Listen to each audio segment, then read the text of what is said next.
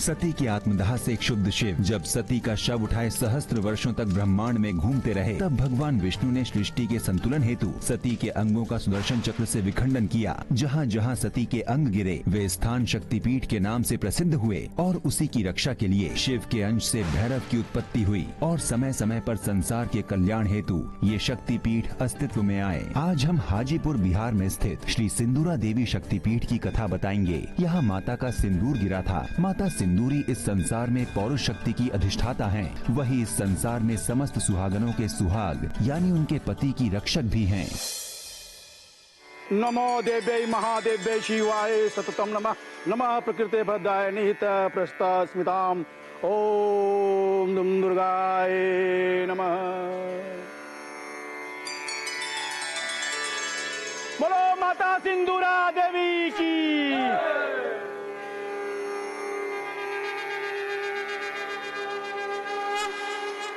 राजकुमार पद, अब आप इस पवित्र सिंदूर से राजकुमारी की मांग भरिए।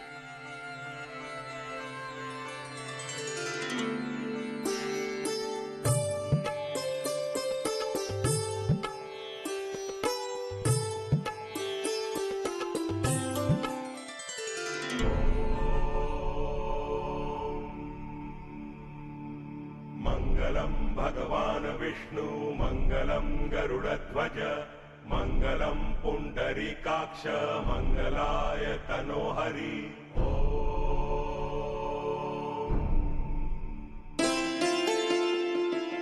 हे माता सिंदूरा, मेरे पति पर अपना आशीर्वाद हमेशा बनाए रखना। मेरे पति की सदैव रक्षा करना।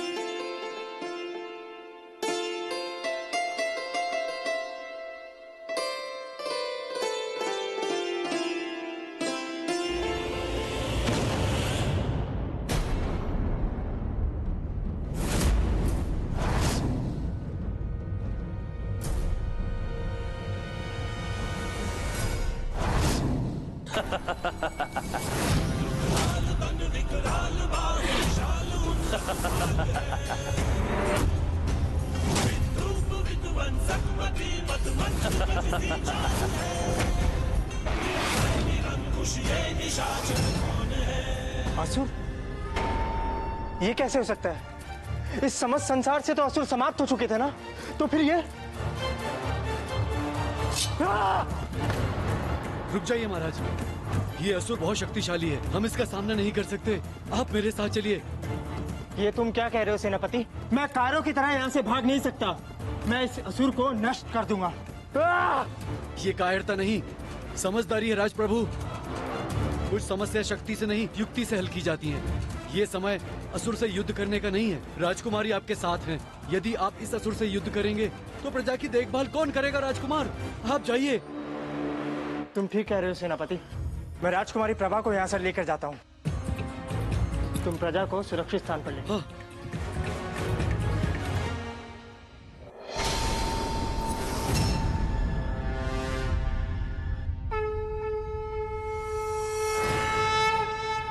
त्रिजट, तुमने माता सिंदूरा के शक्तिपीठ पर आक्रमण करके समस्त संसार को संकट में डाला है। माता सिंदूरा संसार के समस्त सुहागनों के सुहाग के रक्षक है। ये केवल शक्तिपीठ पर ही नहीं, अभी तो संसार की समस्त स्त्रियों के सुहाग पर आक्रमण है। तुम्हें इस अपराध का दंड अवश्य मिलेगा त्रिजट।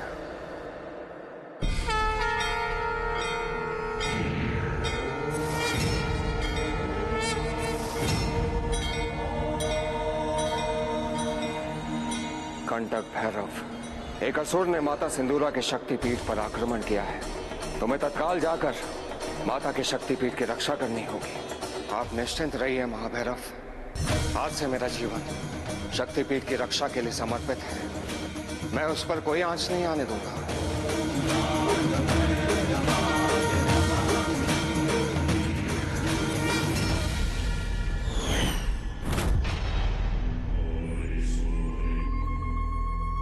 कैसे भीरू मनुष्य हैं जिन्हें अपनी माता के प्रताप पर ही विश्वास नहीं है और जिन्हें अपने आराध्य पर विश्वास न हो, उन्हें उसे अपने पास रखने का भी अधिकार नहीं है। और इसीलिए मैं इस शक्तिपीठ को खंडित करके इस सिंदूर कुंड को अपने साथ ले जाऊंगा। और अब ये शक्ति असुरों के काम आएगी।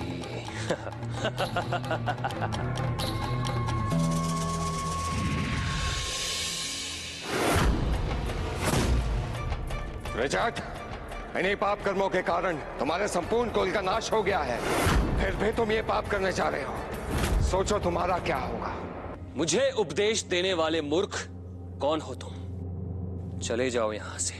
मैं शक्तिपीठ का रक्षक कंटक भैरव हूं और शक्तिपीठ की रक्षा करना मेरा दायित्व है। ना मैं यहां से जाऊंगा और ना ही इस सिंदूर कुंड को तुम्हें ले जाने दूंगा। प्रयास करके देख लो कंटक भैरव।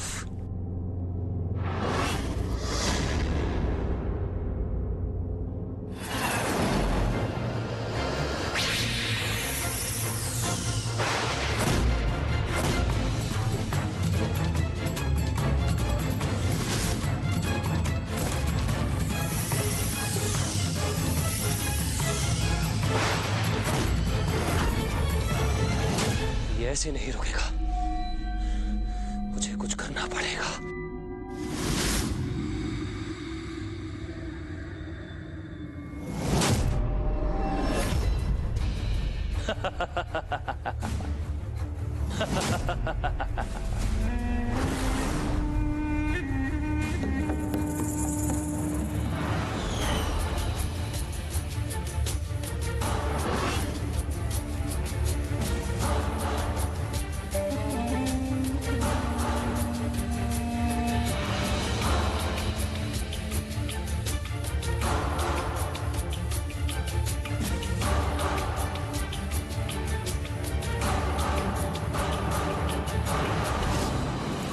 अब ये शक्ति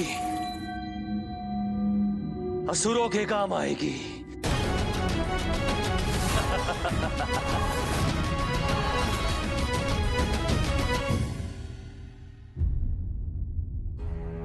देवराज, ये तो बहुत बड़ा अनर्थ हो गया है। त्रिजट ने संसार के समस्त पौरुष शक्ति के केंद्र उस सिंदूर कुंड को अपने अधिकार में ले लिया है। मुझे समझ में नहीं आ रहा कि इस सिंदूर का करेगा क्या। समस्त असुर कुल का तो नाश हो चुका है। देवराज, अब उनकी पत्नियां इस सिंदूर का क्या उपयोग करेंगी? असुर पत्नियों के लिए सिंदूर का उपयोग हो या ना हो, किंतु मनुष्यों के लिए यह अति महत्वपूर्ण है। मुझे आभास हो रहा है कि इस पृथ्वी के पतियों पर कोई बहुत बड़ा संकट आने वाला है। अब हम क्या करें गुरुदेव? इस समय तो मैं भी कुछ निर्णय लेने की स्थिति में नहीं हूं। त्रिजट इतना शक्तिशाली हो गया कि उसे हम चाहकर भी नहीं रोक सकते। देवराज, मुझे लगता है सबसे पहले हमें चलकर माता सिंदूरा और कंटक की सहायता करनी चाहिए। आप सत्य कह रहे हैं गुरुदेव। इस संकट के निदान का उपाय माता सिंदूरा के अतिरिक्त और कौन बता सकता है?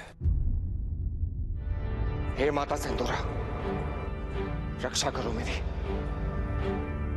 मुझे इस बंधन से मुक्त करो।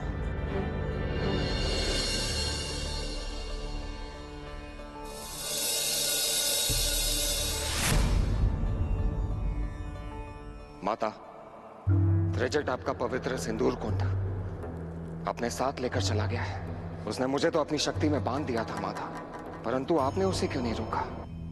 कंटक भैरव, तुम मेरे शक्तिपीठ के रक्षक हो, किंतु इस समय मैं त्रिजट पर अपनी शक्ति का प्रयोग नहीं कर सकती। मैं असमर्थ हूं। किंतु उसे रोकना आवश्यक है माता। सिंदूर कुंड को ले जाने के पीछे उसका अवश्य ही कोई विनाशकारी उद्देश्य है।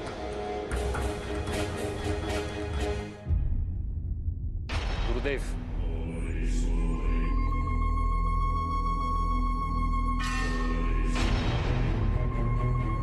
तुम आ गए त्रिजट? हाँ गुरुदेव, आपके आदेश अनुसार मैं सिंदूरा देवी का कुंड अपने साथ लेकर आया हूं। त्रिजट, मैं तुमसे अति प्रसन्न हूं। तुमने आज वो कार्य किया है जिसके लिए संपूर्ण असुरकुल तुम्हारा ऋणी रहेगा। त्रिजट का अवश्य ही कोई भयंकर उद्देश्य होगा। माता, ये त्रिजट है कौन और ये इतना शक्तिशाली कैसे बन गया? इसने मुझे ही बंदी बना लिया। भैरव, ये असुर कुल के विनाश के बाद बचा अंतिम असुर है।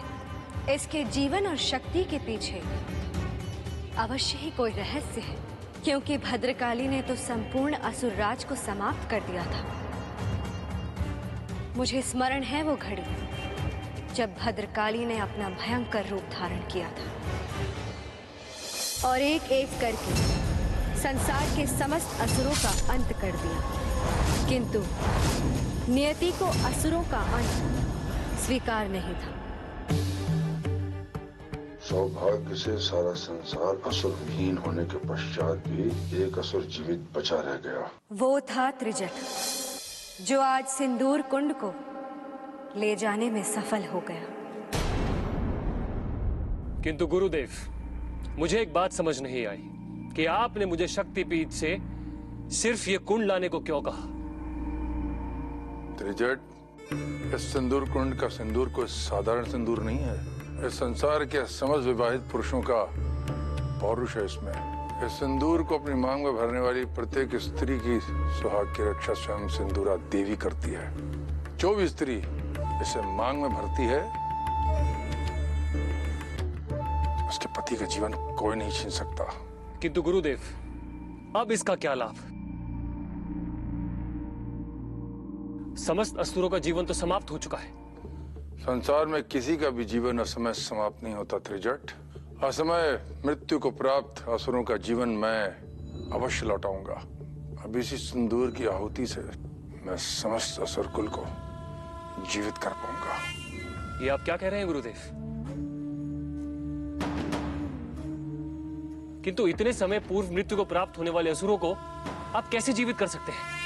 अवश्य हो सकते हैं त्रिजट, क्योंकि वह असुर युद्ध में असमय मारे गए हैं। उनका जीवन समाप्त नहीं हुआ है, इसीलिए मैंने उनका अंतिम संस्कार नहीं किया।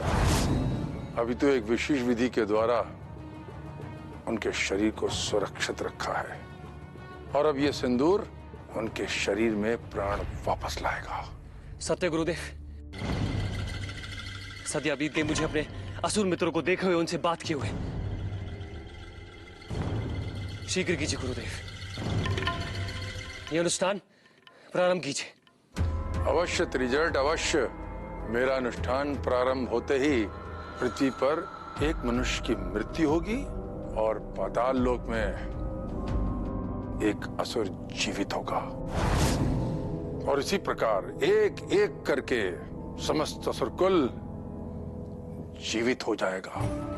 एक बार समस्त असुर कुल पुनर्जीवित हो जाए, फिर केवल इस पृथ्वी पर ही नहीं, स्वर्ग लोक पर भी हमारा अधिकार होगा, हमारा अधिकार होगा।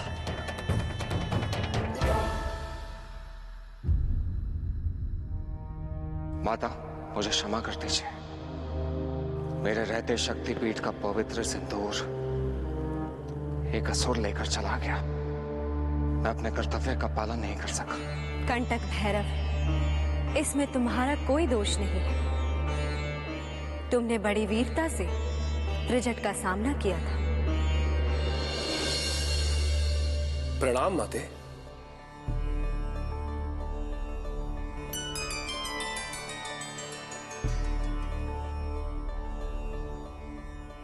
हमें तो विश्वास ही नहीं हो रहा कि आपके शक्तिपीठ की शक्ति, वो पवित्र सिंदूर त्रिजट अपने साथ ले गया। कोई असुर इतना शक्तिशाली कैसे हो सकता है? उसके पास इतनी शक्ति आई कहां से कि उसने कंटक भैरव को बांध दिया? देवराज, ये कोई साधारण शक्ति नहीं है। इस शक्ति का स्रोत केवल ब्रह्मदेव हो सकते हैं।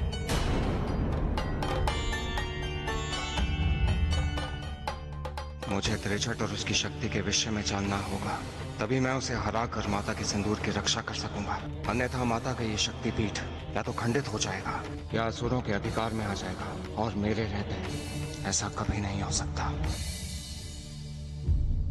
ओम ऐं ह्रीं क्लीं चामुण्डायै विद्यै। ओम ऐं ह्रीं क्लीं चामुण्डायै विद्यै।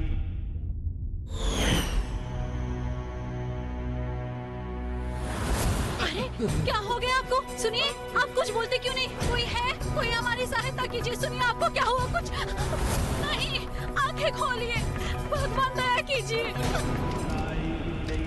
ओम ऐं ह्रीं क्लीं चामुण्डायै विद्महे। ओम ऐं ह्रीं क्लीं चामुण्डायै। देखिए ना इनको क्या हुआ।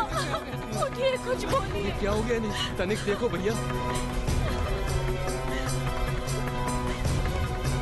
हमें इन्हें वैद्य जी के पास लेकर जाना पड़ेगा।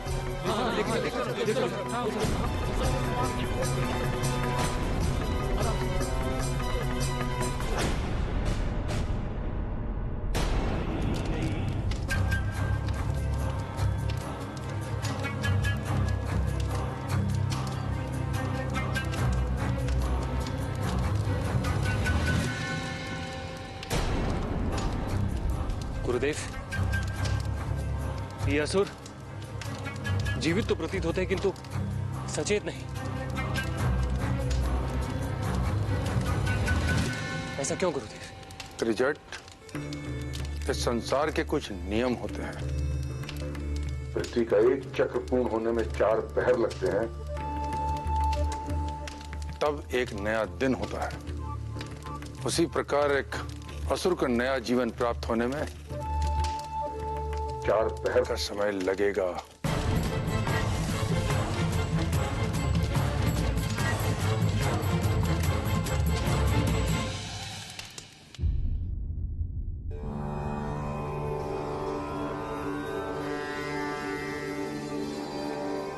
कंटक भैरव, मैं आपकी चिंता से अवगत हूं, किंतु यहां आने का कारण क्या है? रामदेव, जब मैंने उस असुर को सिंदूर ले जाने से रोकने का प्रयास किया, तब उसने मुझे स्तंभन शक्ति से बांध दिया।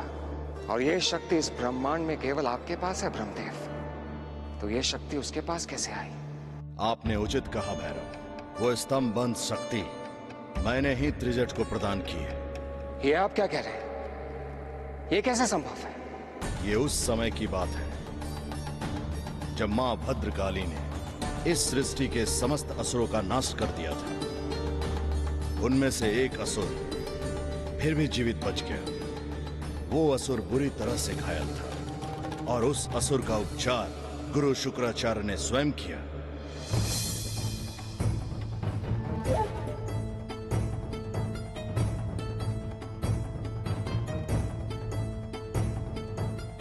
मैं नहीं जानता गुरुदेव,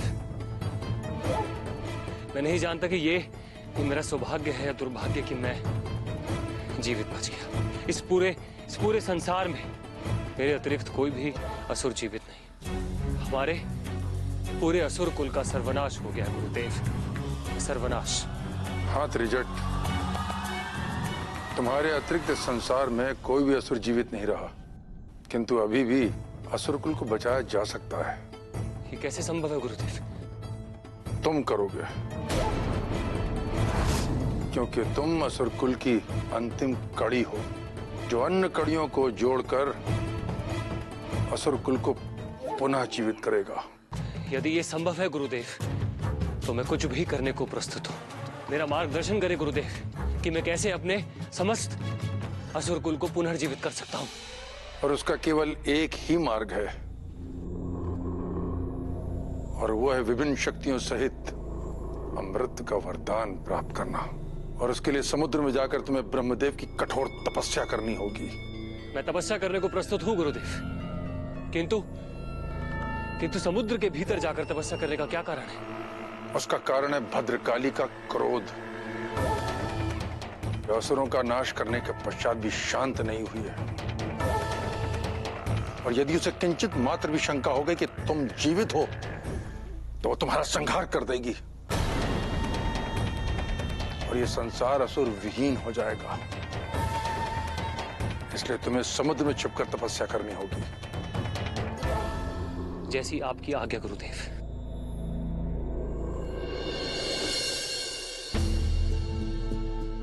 भैरव और इस त्रिजट ने समुद्र की गहराइयों में जाकर 100 वर्षों तक मेरी कठोर तपस्या की। अंततः विवश होकर मुझे उसके समक्ष प्रकट होना ही पड़ा। ओम ब्रह्मदेवाय नमः। ओम ब्रह्मदेवाय नमः। ओम ब्रह्मदेवाय नमः। ओम ब्रह्मदेवाय नमः। ओम ब्रह्मदेवाय नमः। ओम ब्रह्मदेवाय नमः। ओम ब्रह्मदेवाय नमः। ओम ब्रह्मदेवाय नमः। ओम ब्रह्मदेवाय नमः। ओम ब्रह्मदेवाय नमः। त्रिजट, तुम्हारी तपस्या पूर्ण हुई। मांगो, क्या वरदान मांगते हो? प्रणाम ब्रह्मदेव। मुझे इस संसार की समस्त मारक और स्तंभम शक्ति के साथ अमरत्व का वरदान चाहिए। त्रिजट, मैं तुम्हें समस्त शक्तियों का वरदान तो दे सकता हूं, किंतु अमरत्व का वरदान मैं तुम्हें प्रदान नहीं कर सकता। यदि तुम चाहो तो किसी उपबंध के अधीन अमरत्व का वरदान ले सकते हो। ठीक है ब्रह्मदेव, तो मुझे वरदान दीजिए कि मेरी मृत्यु का कारण कोई और नहीं, केवल मेरा पुत्र हो। तथास्तु।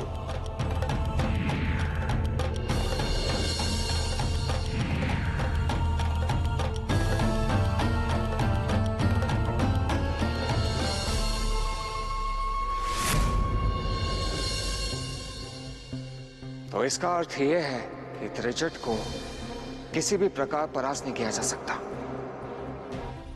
क्योंकि उसका तो कोई पुत्र ही नहीं है। तुम सत्य कह रहे हो भैरव, किंतु मेरे अनुसार उसकी कोई न कोई संतान अवश्य होनी चाहिए। यह कैसे संभव है ब्रह्मदेव? तपस्या करने से पूर्व उसका कोई पुत्र नहीं था, और आपसे वरदान मिलने के पश्चात उसने सीधे शक्तिपीठ पर आक्रमण कर दिया। फिर उसने संतान कब उत्पन्न की? त्रिजट, जब मेरी तपस्या के तीसरे चरण में था, तब एक अभूतपूर्व घटना घटित हुई। ब्रह्मदेवाय नमः। और शीघ्र ही उस मछली ने त्रिजट के मांस और समस्त त्वचा को अपना भोजन बना लिया, और उसका शरीर त्वचा रहित होकर एक कंकाल में परिवर्तित हो गया। आप जानते हैं भैरव, इस प्रकृति में असंख्य आश्चर्यजनक घटनाएं घटित होती हैं। हो सकता है त्रिजट की त्वचा अपने भीतर समाने के कारण उस मत्स्य से किसी संतान का जन्म हुआ हो। रामदेव, यदि ऐसा है तो मुझे शीघ्र पता लगाना होगा, अन्यथा त्रिजट और शुक्राचार्य वो सिंदूर का अनुचित उपयोग करके संसार के लिए संकट उत्पन्न कर देंगे।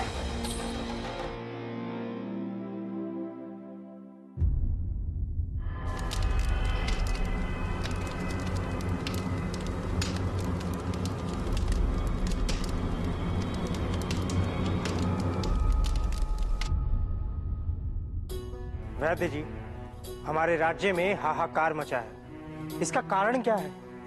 क्या हो रहा है हमारी प्रजा को? महाराज, उनके शरीर में बिल्कुल भी प्राण नहीं है। कुछ समय के लिए उनका मस्तिष्क जीवित रहता है, उसके बाद प्राण चले जाते हैं। प्रतीत होता है कोई अज्ञात शक्ति उनको अपनी ओर खींच रही है।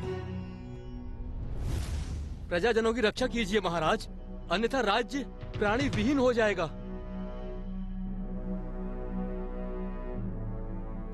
वैद्य जी, इस समस्या का समाधान क्या है? महाराज, ऐसी मान्यता है कि दक्षिण दिशा में होरी नामक पर्वत है। वहां पर 3 वृक्षों का एक समूह है। उन वृक्षों की पत्तियां, खाल और जड़ द्वारा उनके प्राणों की रक्षा की जा सकती है।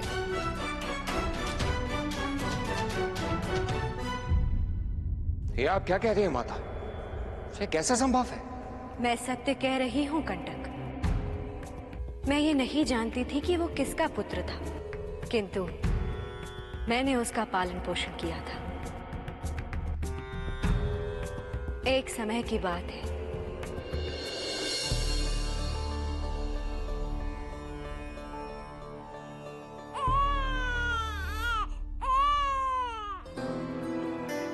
ये तो किसी नवजात शिशु के रोने का स्वर है।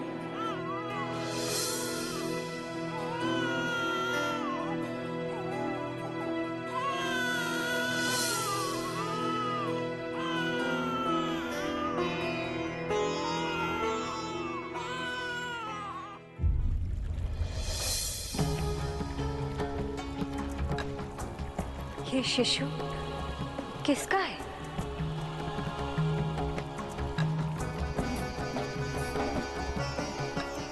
यहाँ तो कोई दिखाई नहीं दे रहा। कोई है?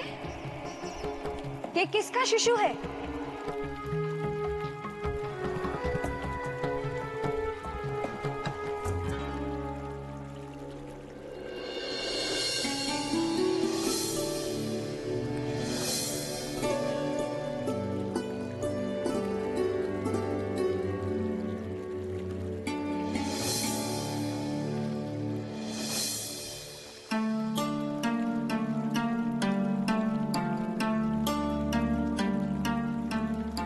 माता, ये मेरा पुत्र है। मेरे द्वारा एक तपस्वी असुर की त्वचा को भोजन के रूप में ग्रहण करने से भूलवश इसकी उत्पत्ति हो गई है। इसकी सूचना मैं उन्हें देती इससे पहले वो अपनी तपस्या पूर्ण कर वहां से चले गए। तो फिर तुमने इसे इस प्रकार समुद्र के किनारे क्यों छोड़ दिया? माता, ये मेरा पुत्र मत्स्य योनि में नहीं जन्मा, इसलिए इसका पालन पोषण समुद्र में नहीं हो सकता। और मेरी ये विवशता है कि मैं पृथ्वी पर अधिक समय तक नहीं रह सकती। इसलिए मेरी आपसे प्रार्थना है कि आप मेरे इस पुत्र के पालन का दायित्व स्वीकार करें। चिंता मत करो पुत्री, अब तुम्हारे इस पुत्र के लालन पालन का दायित्व अब मेरा है।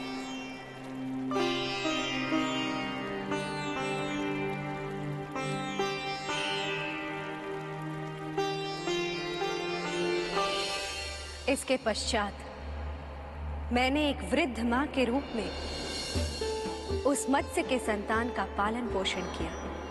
एक दिन एक निसंतान दंपत्ति मेरे शक्तिपीठ पर आए और मुझसे संतान प्राप्ति की प्रार्थना करने लगे, तो मैंने मत्स्य पुत्र को उन्हें सौंप दिया। इसका अर्थ है त्रिजट का पुत्र है और इस समय धरती पर उपस्थित है। माता बताइए मुझे, त्रिजट का पुत्र मुझे कहाँ मिलेगा? कंटक, ये तो मैं भी नहीं जानती, क्योंकि उस दिन के पश्चात वो दंपत्ति कभी मेरे शक्तिपीठ पर पुनः नहीं आए। ये तो बहुत बड़ी समस्या हो गई। इतने बड़े संसार में त्रिजट के पुत्र को कैसे खोजूं? किंतु इसके अतिरिक्त और कोई उपाय भी नहीं है। मुझे उसे खोजना ही होगा।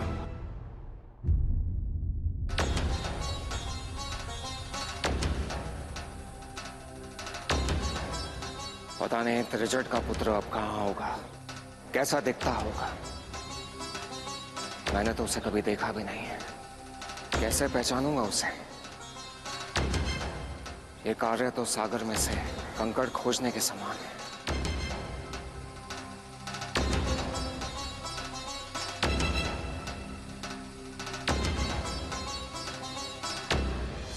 सुनिए, क्या आप किसी ऐसे बालक को जानते हैं जिसके माता पिता ने उसे देवी से प्राप्त किया हो?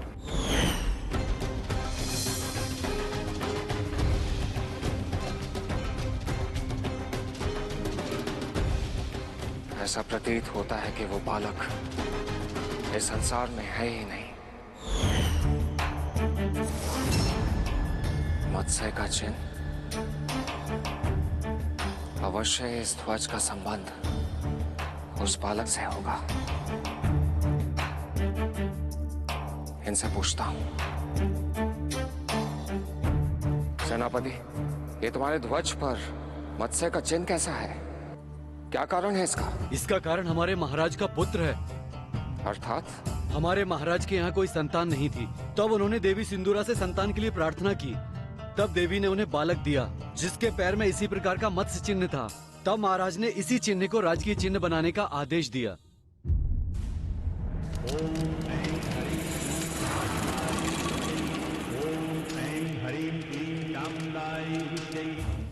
एक एक करके सब असुर जीवित हो रहे हैं। अब मैं अपने लक्ष्य से अधिक दूर नहीं हूं।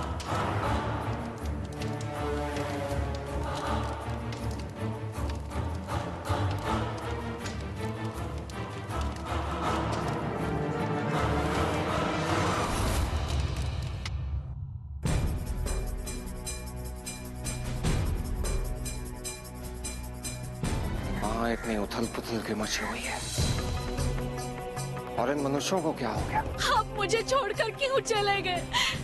मेरा तो सुहाग ही उजड़ गया, मैं क्या करूंगी? धीरज रखो, होनी को कौन टाल सकता है? कैसे धीरज रखो? मेरी आंखों के सामने इनकी मृत्यु हो गई। अच्छे खासे भले तो थे, तो फिर होनी ने कैसे इनकी जान ले ली? मुझे ये सामान्य मृत्यु प्रतीत नहीं हो रही, मुझे इसके कारण का पता लगाना होगा।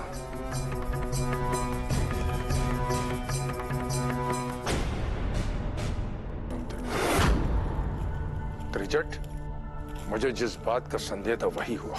हमारे इस कार्य में देवताओं ने बाधा उत्पन्न करना प्रारंभ कर दिया है। मैं ऐसा उन्हें नहीं करने दूंगा गुरुदेव। बोलिए, बोलिए मेरे लिए क्या आदेश है? शीघ्र ही तुम कुछ असुरों को गुप्तचर बनाकर विभिन्न दिशाओं में भेजो, ताकि वो पता लगा सकें कि देवता हमारे मार्ग में अवरोध उत्पन्न करने की क्या क्या योजना बना रहे हैं। ये तो होना ही था। प्रतीत होता है त्रिजट ने माता के सिंदूर से मनुष्यों के प्राण हरण करना प्रारंभ कर दिया है। यदि मैंने उसे नहीं रोका तो ये संकट समस्त संसार में फैल जाएगा, किंतु उसके पूर्व मुझे उस राजकुमार से मिलना होगा। त्रिजट को परास्त करने के लिए उससे मिलना आवश्यक है। महाराज त्रिजट, हमारा ये जीवन आपके कारण है, बताइए क्या आदेश है? तुम सब लोग अलग अलग दिशाओं में चले जाओ और पता लगाओ कि देवता हमारे अनुष्ठान को रोकने के लिए क्या योजना बना रहे हैं। अगर असुरों का साम्राज्य स्थापित करना है तो देवताओं को रोकना होगा। अवश्य महाराज, हम अभी जाते हैं।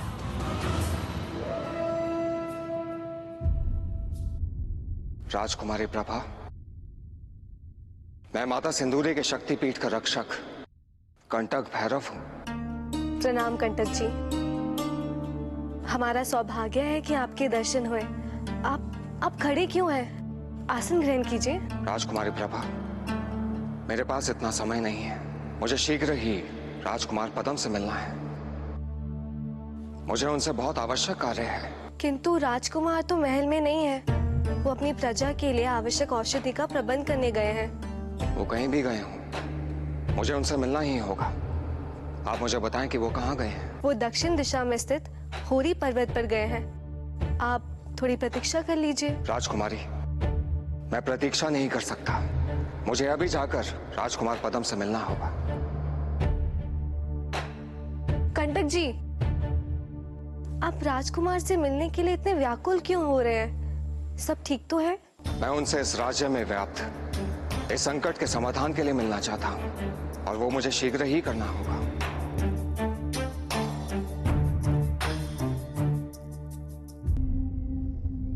रुक जाओ राजकुमार।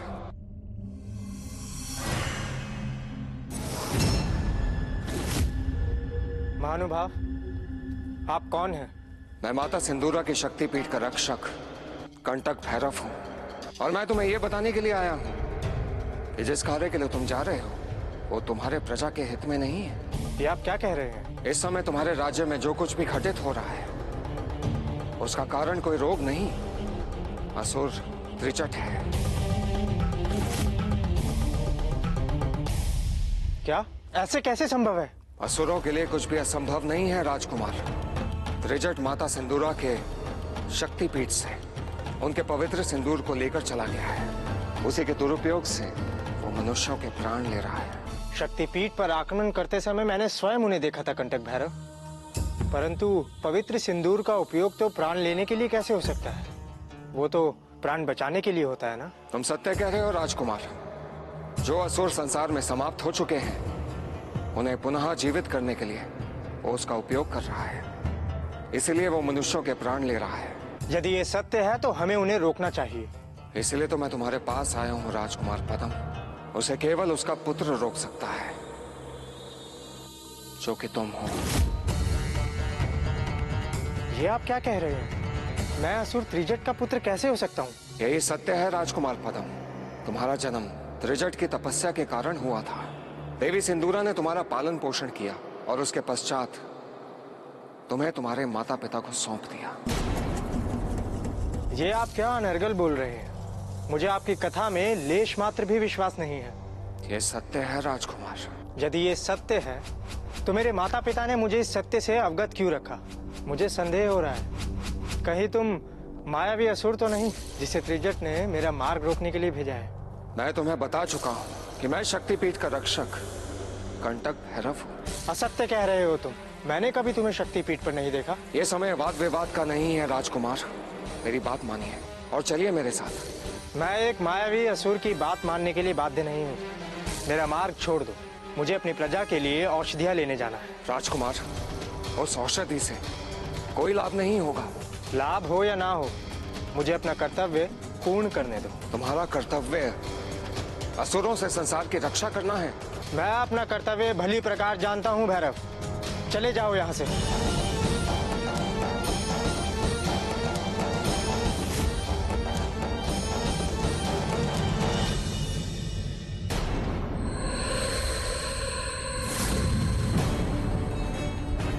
अवश्य ही त्रिजट का भेजा हुआ असुर होगा।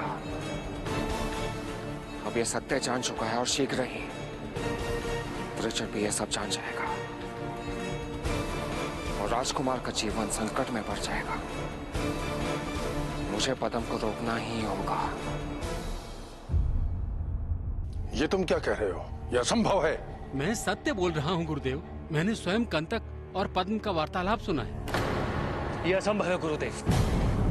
मेरा ही पुत्र और मुझे जानकारी ना हो। त्रिजट, तुम्हें इस बात की जानकारी भले ही ना हो, किंतु गुप्तचर की बातों से स्पष्ट है कि वो राजकुमार तुम्हारा ही पुत्र है और ब्रह्मदेव के वरदान के अनुसार तुम्हारा पुत्र तुम्हारी मृत्यु का कारण बनेगा।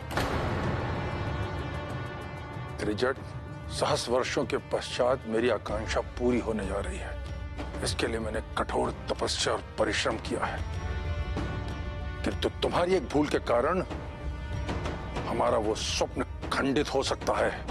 इसलिए जाओ और बिना विलंब के अपने पुत्र का अंत कर दो।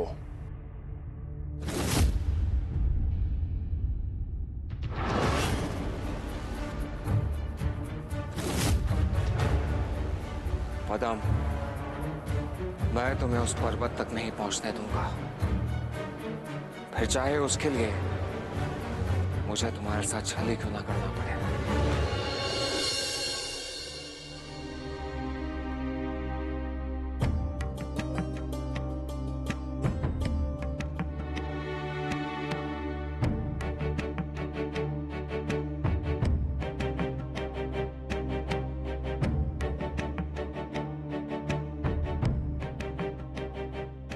महाराज,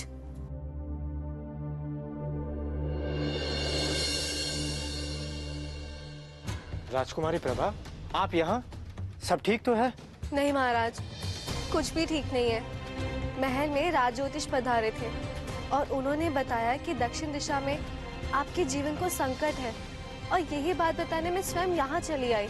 महाराज, राजमहल वापस लौट चलिए, सब आपकी प्रतीक्षा कर रहे हैं।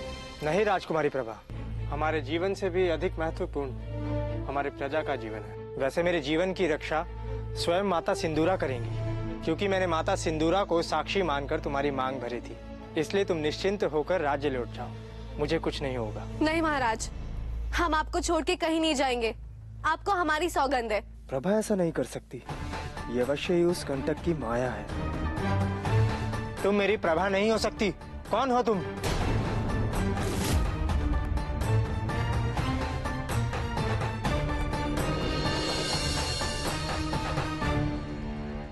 राजकुमार, अब तुम्हें रोकने के लिए मुझे कोई और योजना बनानी होगी।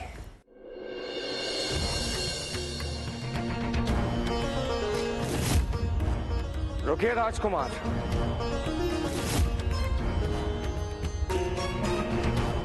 प्रणाम ऋषिवर। आप कौन हैं और मुझसे क्या चाहते हैं? मैं अनंत सिद्धियों का स्वामी भविष्य देख सकता हूं और मैं देख सकता हूं कि जिस दिशा में तुम जा रहे हो वहां एक संकट तुम्हारी प्रतीक्षा कर रहा है। तुम्हें उस दिशा में नहीं जाना चाहिए। हो सकता है आप सत्य कह रहे हो ऋषिवर, किंतु मेरी प्रजा का जीवन संकट में है। मुझे औषधियां लेने जाना ही होगा। जब तुम्हारा जीवन ही नहीं रहेगा तो उस औषधि को लेकर कैसे जाओगे राजकुमार? ऋषिवर, जब तक जीवन है मैं अपने कर्तव्य से विमुख नहीं हो सकता। तुम बहुत हठी हो राजकुमार, किंतु तुम्हारी ये हठ विनाश का कारण न बने, इसीलिए मैं तुम्हारे साथ जाऊंगा और सुरक्षित तुम्हें तुम्हारे राज्य तक पहुंचाऊंगा। ठीक है ऋषिवर, चलिए।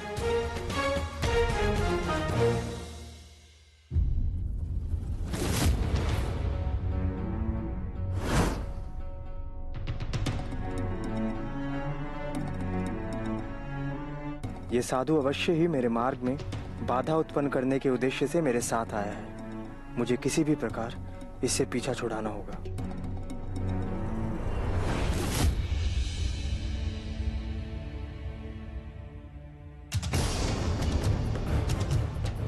राजकुमार कहाँ चला गया?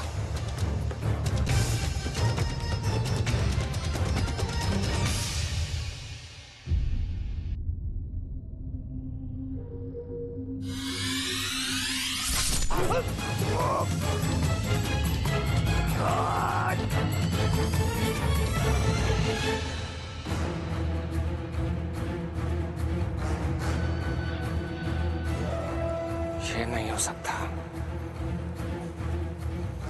किसने मारा राजकुमार पद्म को? मैंने मारा है इसे।